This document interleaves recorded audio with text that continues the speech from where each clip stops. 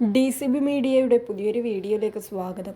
ഇന്ന് ഏപ്രിൽ 16 വ്യാഴം. ഇന്നും തുടർന്നു വരുന്ന ദിവസങ്ങളിലും നിങ്ങൾ അറിഞ്ഞിരിക്കേണ്ട പ്രധാനപ്പെട്ട വാർത്താ അപ്ഡേറ്റുകളാണ് ഷെയർ ചെയ്യുന്നത്. ചാനൽ ആദ്യമായി കാണുന്നവർ സബ്സ്ക്രൈബ് ചെയ്യുക, വീഡിയോ ഇഷ്ടമായാൽ ലൈക്ക് ചെയ്യുക, ഫേസ്ബുക്കിൽ കാണുന്നവർ പേജ് ഫോളോ കൂടി ചെയ്യുക.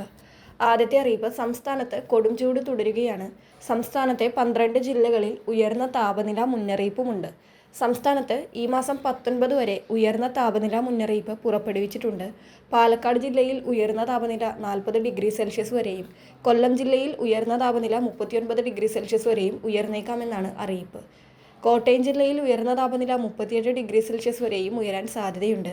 പത്തനംതിട്ട, ആലപ്പുഴ, എറണാകുളം, തൃശൂർ, മലപ്പുറം, കോഴിക്കോട്, കണ്ണൂർ, കാസർഗോഡ് ജില്ലകളിൽ ഉയർന്ന താപനില 37 ഡിഗ്രി സെൽഷ്യസ് വരെയും, തിരുവനന്തപുരം ജില്ലയിൽ 36 ഡിഗ്രി സെൽഷ്യസ് വരെയും ഉയരാൻ സാധ്യതയുണ്ടെന്നാണ് കാലാവസ്ഥാ നിരീക്ഷണ വകുപ്പിന്റെ മുന്നറിയിപ്പ്. അടുത്തറിയിപ്പ്, സംസ്ഥാനത്ത് സ്വർണ്ണവില വീണ്ടും കൂടിയിരിക്കുകയാണ്. പവന് ഇന്ന് 160 രൂപ വർദ്ധിച്ചതോടെ സ്വർണ്ണവില 1,14,000-ന് മുകളിലെത്തി. 1,14,080 രൂപയാണ് ഒരു പവൻ സ്വർണത്തിന്റെ വില. ഗ്രാമിന് ആനുപാതികമായി 20 രൂപയാണ് വർദ്ധിച്ചത്. 14,260 രൂപയാണ് 1 ഗ്രാം സ്വർണത്തിന്റെ ഇന്നത്തെ വില. അടുത്തറിയിപ്പ്, സംസ്ഥാനത്തെ വിദ്യാലയങ്ങളിൽ വേനലവധിക്കാലത്ത് സ്പെഷ്യൽ ക്ലാസുകൾ സംഘടിപ്പിക്കുന്നത് പൂർണ്ണമായും ഒഴിവാക്കണമെന്ന് വിദ്യാഭ്യാസ മന്ത്രി വി ശിവൻകുട്ടി അറിയിച്ചു.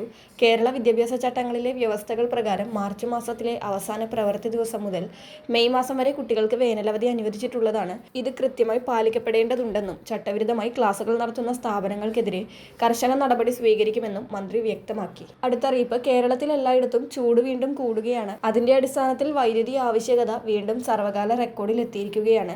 5,933 മെഗാവാട്ടാണ് തിങ്കളാഴ്ച രാത്രിയിൽ വേണ്ടി വന്നത്.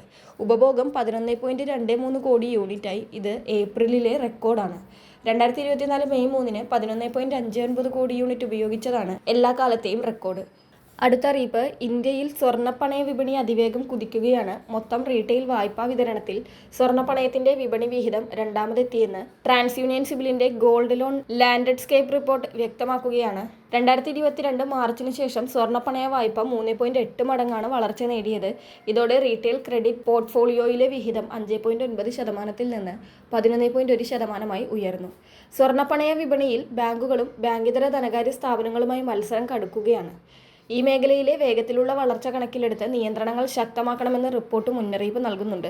കഴിഞ്ഞ വർഷം ജൂൺ വരെ 6 മാസ കാലയളവിൽ 60 ദിവസത്തിൽ കൂടുതൽ തിരിച്ചടവ് വൈകിയ വായ്പകളുടെ നിരക്ക് 1.1%. ഉയർന്ന വായ്പ എടുത്തിട്ടുള്ള ഉപഭോക്താക്കളാണ് തിരിച്ചടവ് വൈകിക്കുന്നത്. അടുത്തറിയിപ്പ്, കിസാൻ ക്രെഡിറ്റ് കാർഡ് പദ്ധതി പ്രകാരം കർഷകരുടെ സ്ഥലത്തിന്റെ വിസ്തൃതി അനുസരിച്ച് 2 ലക്ഷം രൂപ വരെ യാതൊരുവിധ ഈടുമില്ലാതെ വായ്പയായി ലഭിക്കുന്നതാണ്. കേന്ദ്ര സർക്കാരിന്റെ പലിശ സബ്സിഡി കൂടി ലഭിക്കുന്നതിനാൽ വായ്പ എടുക്കുന്നവർ പ്രതിവർഷം വെറും 4% പലിശ മാത്രം നൽകിയാൽ മതിയാകും.